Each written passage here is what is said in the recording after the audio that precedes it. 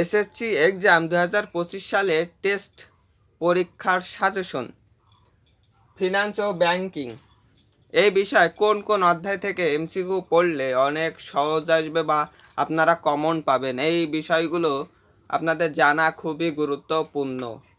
তো সেই অধ্যায়গুলো আপনাদের মাঝে উপস্থাপন করব। তো আমি প্রথমেই বলে রাখি, আমাদের চ্যানেলে যারা নতুন, চ্যানেলটি সাবস্ক্রাইব করে রাখুন, আর যারা সাবস্ক্রাইব করে রেখেছেন তাদের জন্য অসংখ্য ধন্যবাদ। তো আপনাদের বলি, ফিনান্স ও ব্যাংকিংয়ে 13-1 থেকে 13টি অধ্যায় আছে। 13টি অধ্যায় আছে এবং অঙ্ক রয়েছে হচ্ছে 4, 5, 6, 7। এই 4টা অধ্যায়ে অঙ্ক আছে, ঠিক আছে।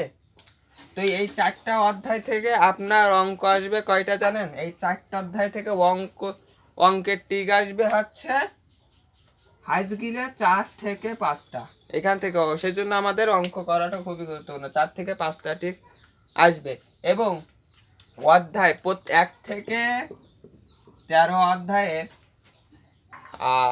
13 অধ্যায়ের যে ধরেন প্রথম অধ্যায়ের করার পরে যে অধ্যায় শেষে যে টিকগুলো থাকে, ওই টিকগুলো যদি কমপ্লিট করেন 1 থেকে 13 অধ্যায় পর্যন্ত, তাহলে 7 থেকে 8টি টিক পাবেন। তাহলে এখান থেকে আমি 4ই ধরলাম আর এখানে 8ই ধরলাম, 12টা টিক আপনাদের কমান আমি দিয়ে দিলাম 100%। তো এবং এইগুলো যদি পড়েন, আর বইয়ের বিশেষ করে আপনাদের ফিনান্সে প্রথম অধ্যায় এবং দ্বিতীয় অধ্যায় এবং 13 অধ্যায় আর 11 অধ্যায় আর 7 অধ্যায়, এই অধ্যায়গুলো থেকে টিক একটু বেশি আসে। তো আমি 100% গ্যারান্টি দিতে পারবো না, কিন্তু প্রত্যেক অধ্যায় থেকে 7 থেকে 8, প্রত্যেক অধ্যায় শেষে যে এমসিকিউগুলো থাকে ওইগুলো যদি পড়েন তাহলে 7 থেকে 8টি, আর এই 4টা অধ্যায় থেকে 4 থেকে 5টি আসবে, এটা 100% গ্যারান্টি। তো আমি এইটাই বলবো। আর আমি যেগুলো একটু আগে বললাম যে অধ্যায়গুলো, সেই অধ্যায়গুলো করবেন।